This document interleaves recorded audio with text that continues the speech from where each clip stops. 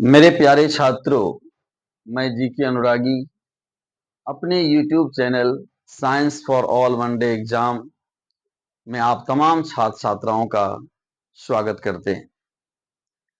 आज हम आपको प्रोटोप्लाज्म के बारे में बताने जा रहे हैं। सबसे पहले इस बात का ध्यान देना चाहिए मेरे भाई कि सेल के अंदर, जैसे कि हमने यहाँ पर एक सेल बनाया है, तो सेल का जो सबसे बाहरी आवरण होता है उसे कहते हैं plasma membrane. Plasma membrane animal cell का सबसे बाहरी आवरण होता है। प्लाज्मा मेम्ब्रेन और सेल के बीच में पाया जाता है न्यूक्लियस, जिसे कहते हैं केंद्रक।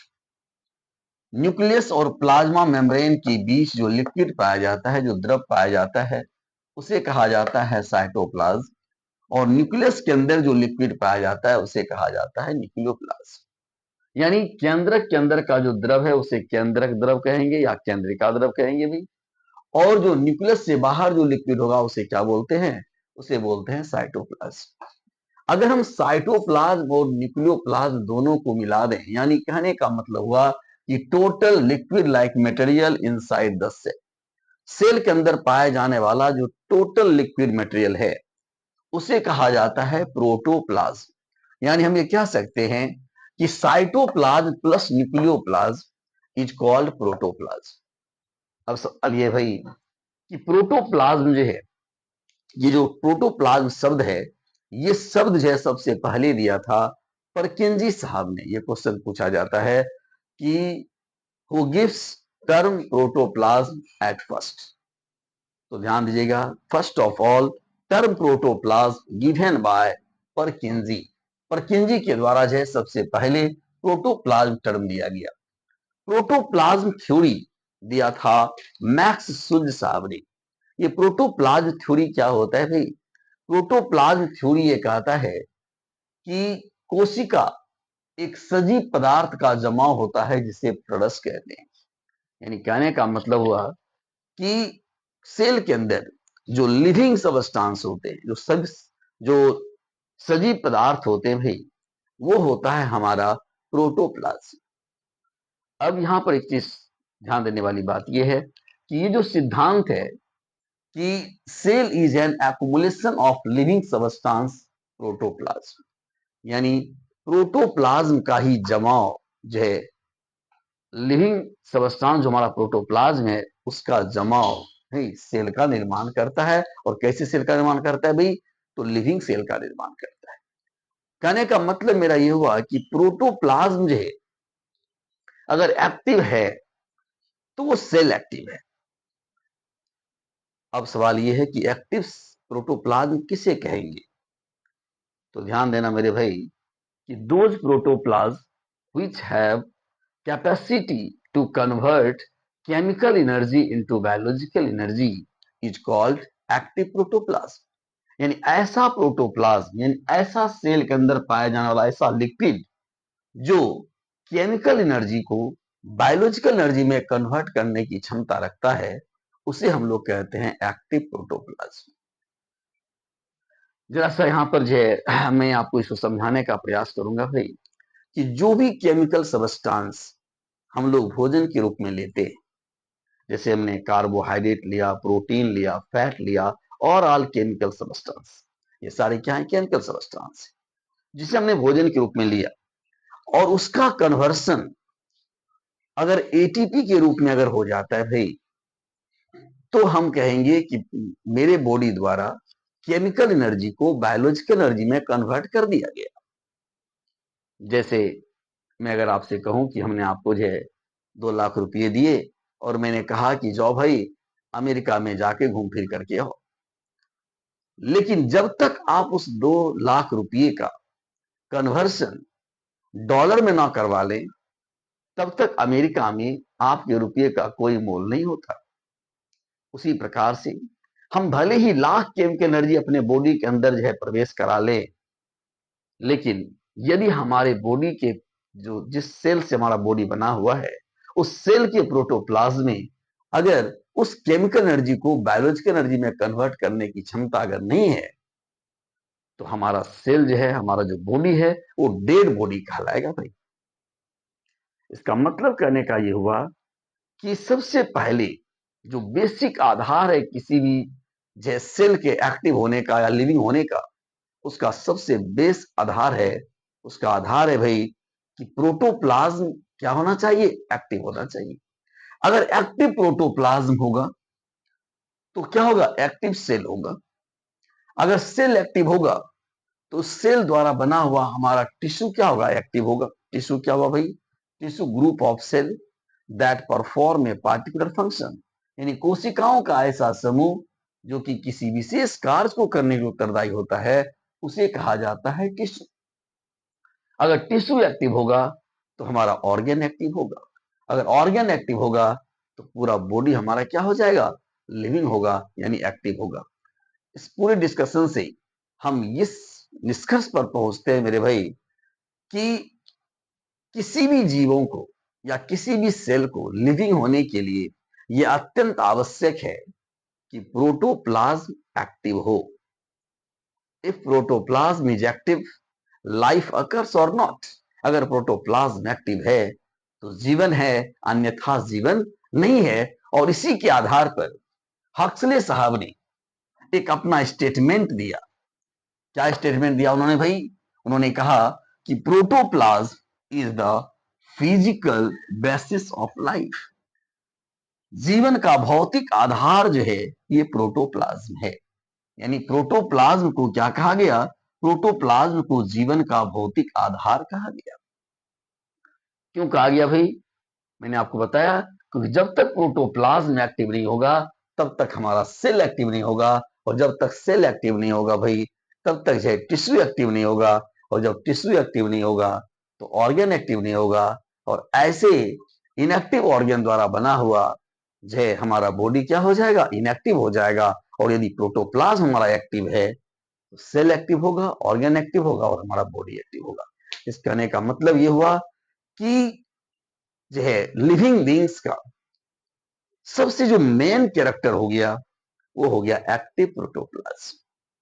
अगर सेल के अंदर पाया जाना प्रोटोप्लाज्म एक्टिव है तो ऐसे सेल द्वारा बना हुआ बॉडी एक्टिव होगा, अन्यथा इनएक्टिव होगा।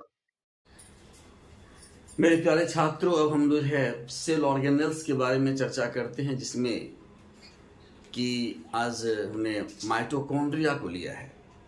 माइटोकॉन्ड्रिया जो है एक दोहरी आवरण वाला कोशिकांग होता है, जिसमें कि 2 लेयर पाए जाते हैं। माइटोकॉन्ड्रिया का आंतरिक लेयर अंगुली नुमा उभार लिए रहता है, जिसे क्रिस्टी कहते हैं। माइटोकॉन्ड्रिया की खोजकर्ता कॉलिकर हैं। इनका नामकरण जय बेंडा ने किया था, और माइटोकॉन्ड्रिया को बायोप्लास्ट कहकर एल्टमन ने पुकारा था। यानी माइटोकॉन्ड्रिया का अदर नेम अगर आपसे पूछा जाए तो बताएंगे बायोप्लास्ट। बायोप्लास्ट माइटोकॉन्ड्रिया का अदर नेम हो गया। और बायोप्लास्ट करके किसने माइटोकॉन्ड्रिया को पुकारा था भाई, तो एल्टमन साहब ने। अंगुली नुमा उभार जो इंटरनल लेयर लेकर के रहता है उसे क्या बोलते हैं, उसे बोलते हैं क्रिस्टी। माइटोकॉन्ड्रिया के अंदर जो पाया जाने वाला जो द्रव होता है उसे कहते हैं mitochondrial matrix.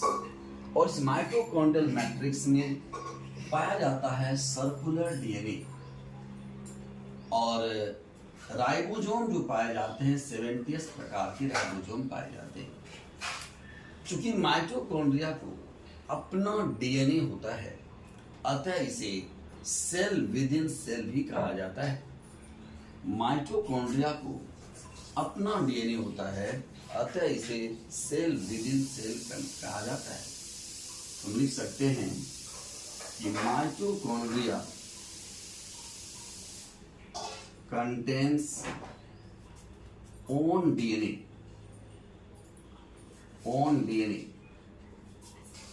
so it is called cell within cell। याद रखना है मेरे भाई कि 2 ही ऐसे सेल ऑर्गेनेल्स हैं जिन्हें सेल विद इन सेल का मतलब होता है कोशिका के अंदर पाई जाने वाली कोशिका। सेल विद इन सेल का मतलब हुआ कोशिका के अंदर पाई जाने वाली कोशिका। सेल विद इन सेल का मतलब होता है कि सेल के अंदर पाया जाने वाला ऑलरेडी एक सेल, ये हमारा माइटोकॉन्ड्रिया होता है। माइटोकॉन्ड्रिया की उपस्थिति के बारे में अगर देखा जाए तो माइटोकॉन्ड्रिया प्रोकैरियोटिक सेल को छोड़कर बाकी सभी सेल में पाए जाते हैं, चाहे वो प्लांट सेल हो चाहे एनिमल सेल हो, सबों में माइटोकॉन्ड्रिया पाया जाता है। तो ध्यान रखना है मेरे भाई कि mitochondria absent in prokaryotic cell. कहाँ पर अब्सेंट होगा? तो प्रोकैरियोटिक सेल में। आपको पता है कि प्रोकैरियोटिक सेल में दोहरी आवरण वाले कोई भी कोशिकांग नहीं पाए जाते हैं, इसलिए माइटोकॉन्ड्रिया भी प्रोकैरियोटिक सेल में नहीं पाया जाता है। माइटोकॉन्ड्रिया में सेलुलर रेस्पिरेशन की क्रिया होती है। सेलुलर रेस्पिरेशन का मतलब क्या होता है? कोशिकीय श्वसन की क्रिया प्रारंभ होती है या कोशिकीय श्वसन की क्रिया संपन्न होती है, और इसी कोशिकीय श्वसन की क्रिया के दौरान यहाँ पर जो है एटीपी का निर्माण होता है, और साथ ही साथ निर्माण के साथ साथ यहाँ पर इसका स्टोरेज भी होता है, और सेल के अंदर जहाँ कहीं भी एनर्जी की आवश्यकता होती है माइटोकॉन्ड्रिया वहाँ पर एनर्जी को सप्लाई करता है।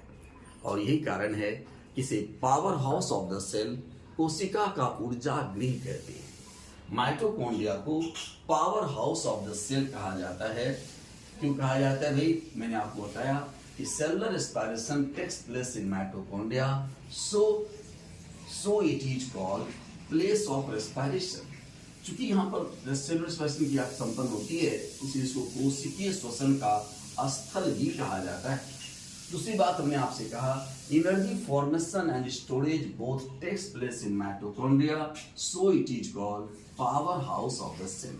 माइटोकॉन्ड्रिया को power house of the cell कहा जाता है भाई, है ना, क्योंकि यहाँ पर एनर्जी का प्रोडक्शन, स्टोरेज एंड नासेज है, ट्रांसपोर्टेशन भी होता है। माइटोकॉन्ड्रिया के अंदर एडीपी, जिसको लोग कहते हैं एडिनोसिन डाइफॉस्फेट, का कन्वर्सन एटीपी में और एटीपी का कन्वर्सन एडीपी में होता है, और जिससे एनर्जी का प्रोडक्शन भी होता है। ATP is the energy currency. ATP को क्या कहा जाता है भाई? एनर्जी करेंसी के नाम से भी जाना जाता है। अब यहाँ पर जो सेलुलर रेस्पिरेशन की जो क्रिया संपन्न होती है, इस सेलुलर रेस्पिरेशन के दौरान एनर्जी का प्रोडक्शन होता है ह्यूज अमाउंट में, इसीलिए इसको हम पावर हाउस भी कहते हैं।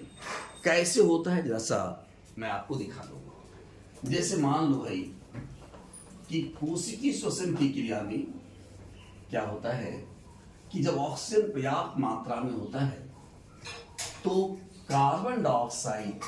कार्बोहाइड्रेट का कंप्लीट ब्रेकडाउन होता है कार्बन डाइऑक्साइड एंड वाटर में, और यदि ऑक्सीजन अपर्याप्त मात्रा में होता है तो इनकम्प्लीट ब्रेकडाउन होता है कार्बोहाइड्रेट का पायरुविक एसिड में। तो दो तरह के सेलुलर रेस्पिरेशन होते हैं। कोशिकीय श्वसन की क्रिया दो प्रकार की होती है, यानी एक होता है हमारा एनारोबिक रेस्पिरेशन, जिसे हम लोग कहते हैं अनऑक्सी श्वसन, और दूसरा होता है ऑक्सी श्वसन। तो कोशिकीय श्वसन की जो क्रिया है ये दो तरह का हो गया भाई। कोशिकीय श्वसन जिसको कहेंगे सेलुलर रेस्पिरेशन, और ये दो तरह का, एक होता है इनसफिशिएंट अमाउंट ऑफ ऑक्सीजन और दूसरा होता है सफिशिएंट अमाउंट ऑफ ऑक्सीजन। अब जैसे मान लिया जाए कि कार्बोहाइड्रेट हमने लिया, कार्बोहाइड्रेट C6H12O6, कार्बोहाइड्रेट को जो है अगर कार्बोहाइड्रेट का कन्वर्सन पहले होता है भाई पायरुविक एसिड में, 1 मॉलिक्यूल कार्बोहाइड्रेट अगर हमने लिया, भाई कार्बोहाइड्रेट, ये क्या है? ये है कार्बोहाइड्रेट जब 1 मॉलिक्यूल कार्बोहाइड्रेट को हमने लिया तो इसका कन्वर्सन होता है 2 मॉलिक्यूल किसमें, पायरुविक एसिड में, पायरुविक एसिड में। और इस प्रोसेस को कहा जाता है ग्लाइकोलिसिस। और ग्लाइकोलिसिस के दौरान मात्र 2 ATP ऊर्जा की प्राप्ति होती है। अब जो है अगर सफिशिएंट अमाउंट में ऑक्सीजन नहीं है तो क्या होगा भाई, जब सफिशिएंट अमाउंट ऑक्सीजन नहीं होता तो इस पायरुविक एसिड का कन्वर्जन हो जाता है प्लांट में कन्वर्जन हो जाता है इसका इन प्लांट, ये बना देता है इथाइल अल्कोहल। प्लांट में इथाइल अल्कोहल का फॉर्मेशन कर देता है। और इन एनिमल में यह बना देता है लैक्टिक एसिड। लैक्टिक एसिड का निर्माण करता है। और ये कब होता है भाई, ये होता है इनसफिशिएंट अमाउंट ऑफ ऑक्सीजन,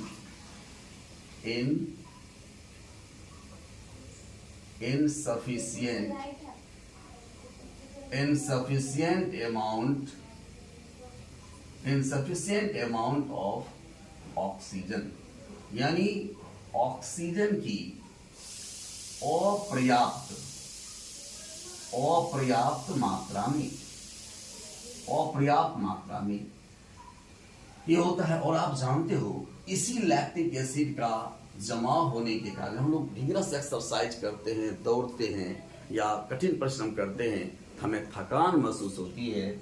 और इसी लैक्टिक एसिड का मांसपेशी में जमा होने के कारण हमें थकान महसूस होती है। यानी ड्यूरिंग vigorous एक्सरसाइज और running we get fatigue due to deposition of lactic acid in our muscles. हमारे मांसपेशी में लैक्टिक एसिड के जमाव के कारण ही हमें थकान महसूस होती है। लैक्टिक एसिड के जमाव के कारण ही थकान महसूस होती है। जब हम एक्सेस रन करते हैं, दौड़ते हैं या कठिन परिश्रम करते हैं तो थकान का कारण हो गया डिपोजिशन ऑफ लैक्टिक एसिड। और ये बहुत ही इंपॉर्टेंट क्वेश्चन बनता है मेरे भाई। ये पूछा जाता है कि हम लोग दौड़ते हैं या रन करते हैं या विगरस एक्सरसाइज करते हैं तो हम थकते क्यों हैं, किसका जमाव हमारे मांसपेशी में होता है, तो लैक्टिक एसिड का। ये तो आपने देखा इनसफिशिएंट अमाउंट जब ऑक्सीजन का होगा तब। और इसी को कहा जाता है एनारोबिक रेस्पिरेशन, इसको बोलते हैं। एनारोबिक रेस्पिरेशन का मतलब होता है अनऑक्सीजन। लेकिन अगर ऑक्सीजन पर्याप्त मात्रा में हो, यानी इनसफिशिएंट अमाउंट ऑफ ऑक्सीजन,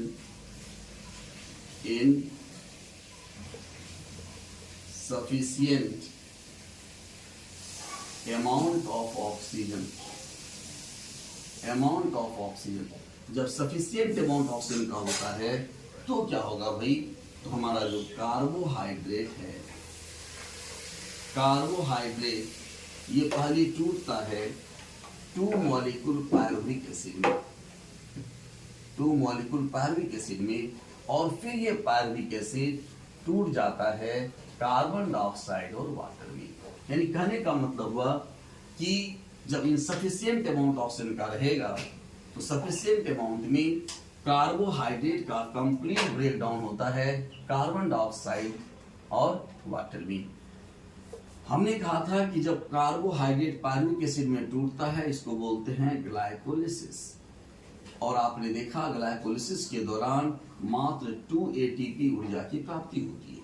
लेकिन जब यही पायरुविक एसिड कार्बन डाइऑक्साइड और वाटर में जब ब्रेक करता है, इस प्रोसेस को कहा जाता है क्रेब्स साइकिल। और ये क्रेब्स साइकिल कहाँ संपन्न होता है भाई, ये क्रेब्स साइकिल संपन्न होता है माइटोकॉन्ड्रिया में। और माइटोकॉन्ड्रिया में जब एक पायरुविक एसिड जब कार्बन डाइऑक्साइड वाटर में जब ब्रेक करता है तो 18 ATP ऊर्जा की प्राप्ति होती है। और चूंकि यहाँ पर 2 पायरुविक एसिड है, इसको 2 से जब मल्टीप्लाई करोगे तो यहाँ पर क्या हो जाएगा भाई, ये हो जाएगा हमारा 36 ATP। तो 36 ATP ऊर्जा की प्राप्ति मतलब सिर्फ हमारा हो गया कहाँ, माइटोकॉन्ड्रिया के अंदर। मैं बताना ये चाह रहा हूं मेरे भाई कि जैसे मान लो कि ये हमारा सेल है और इस सेल के अंदर ये पूरा हमारा क्या है, साइटोप्लाज्म है। और ये पूरे साइटोप्लाज्म में ग्लाइकोलाइसिस का कहां संपन्न होती है, मैंने क्या बताया था आपको, ग्लाइकोलाइसिस कहां होता है भाई, ये होता है साइटोप्लाज्म में। जब साइटोप्लाज्म में पूरे एरिया में मात्र 2 ATP ऊर्जा की प्राप्ति हो रही है, आप ये सोचो। और एक छोटा सा सेल ऑर्गेनेल है हमारा, ये माइटोकॉन्ड्रिया। और इस माइटोकॉन्ड्रिया के अंदर जो है कितनी ATP एनर्जी का निर्माण हो गया भाई, ये 36 ATP का निर्माण हो गया। आप देख रहे हो ना, एक छोटे से सेल ऑर्गेनेल्स में ह्यूज अमाउंट में एनर्जी का प्रोडक्शन हो रहा है और स्टोरेज भी होता है। और जहां कहीं भी सेल के अंदर आवश्यकता होती है वहां एनर्जी को भेजा जाता है। इसीलिए माइटोकॉन्ड्रिया को power house of the cell कहा जाता है। डिफरेंट टाइप्स के क्वेश्चंस आपको जो इस माइटोकॉन्ड्रिया से पूछे जाते हैं। और इसके बाद जो है, जो जहाँ तक मैंने आपको पढ़ाया है वहाँ पर जो है हम आपको एक टेस्ट लेंगे जिसमें कि हम आपको कुछ फिल इन द ब्लैंक्स के क्वेश्चंस देंगे, है ना, और आप सभी उसको बनाएंगे। तब जो आपका जो ये कॉन्सेप्ट और भी बेहतर क्लियर होगा भाई। थैंक यू, आज इतना ही रहने दिया जाए। ओके।